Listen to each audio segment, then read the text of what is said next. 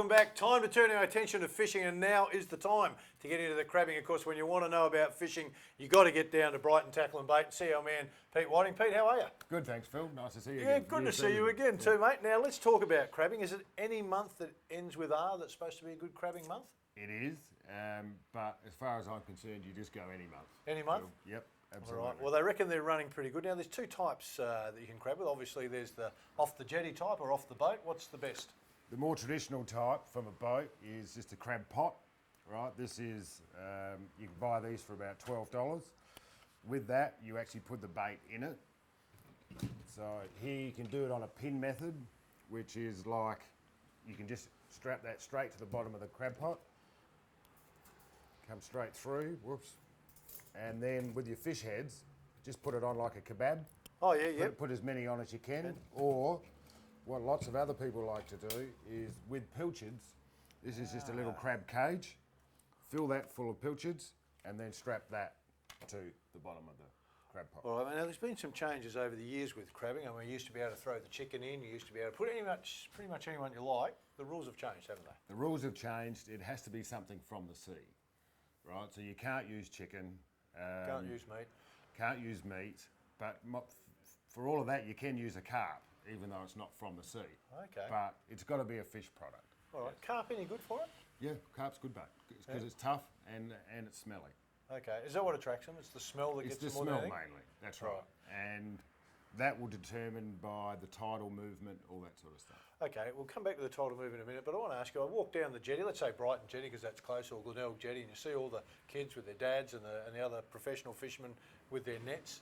Does it matter where you are on the jetty? You know, some people go, I've got to get to the end of the jetty, that's the deepest spot, that's the best spot, or does it really matter? It doesn't really matter. I mean, at night time, the crabs will come into the shallows. Yep. Right? So you can be in the shallow water. In the middle of the day with the sun shining, they don't really like being in the shallows. They're too easy a target for fish to eat, right? And snapper love crabs.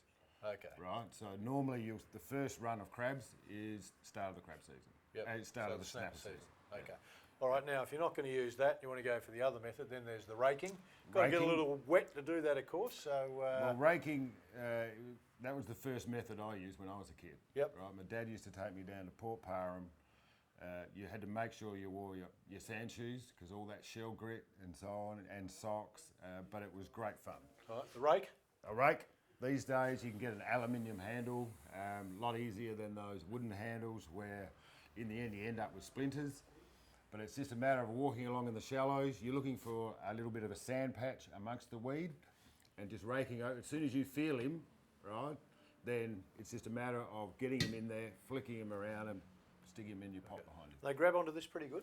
They will. They're angry. They're angry little buggers, and they'll grab onto it, no problem. I've seen the ones where they're walking along and it's fairly clear sand and they're away from the weeds, and then it almost looks like a grey patch of sand, like they've dug themselves in. Is that the other secret where it looks like the sand's been moved a bit? Exactly right, because the soil underneath that sand is a little bit darker. Yep. And if he's burrowed himself in there, it's a giveaway. All right. It's a dead set giveaway. So you talked about going down to Parham. That's a good spot. I hear Black Point's always a good spot for crabbing. Is it all the peninsula way? Is that the better place to go? Well, at the start of the season, all the crabs come from north, right, and they slowly crawl south. Yes. Here is about as far as they go, right, down here at Brighton Seacliff. They have been known to be in the Onkaparinga River, but that was about 4 or 5 years ago when we had the drought. Yep. And they were seen as far as Aldinga.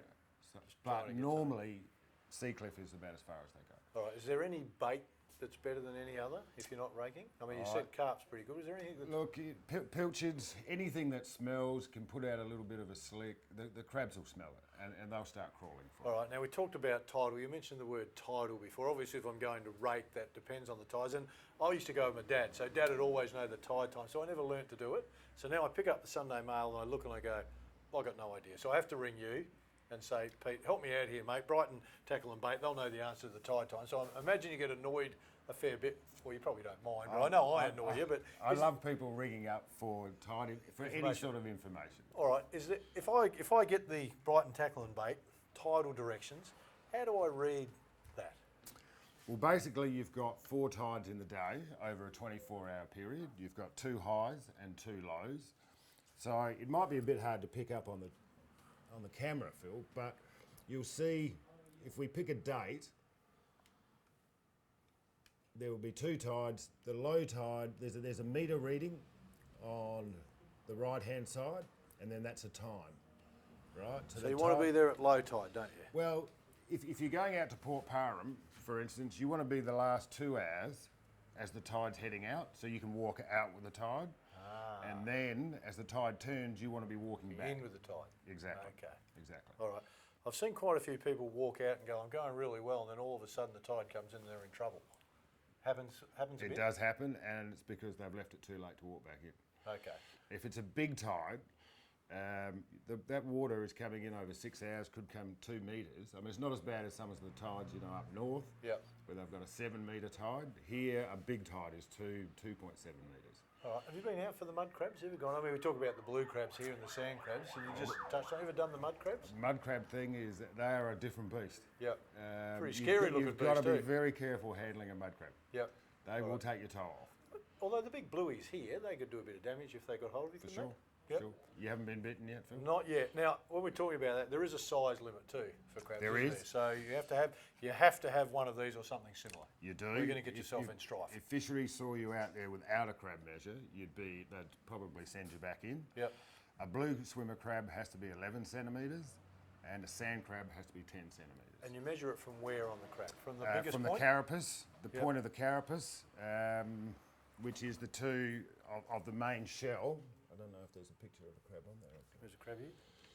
So the widest part of the shell, the Yep. two spiny bits on the end, is where you measure it from.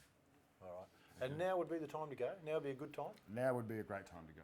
All right. Now there's one more thing. I mean, obviously it's easier to rake when it's flat. What about if it's raining?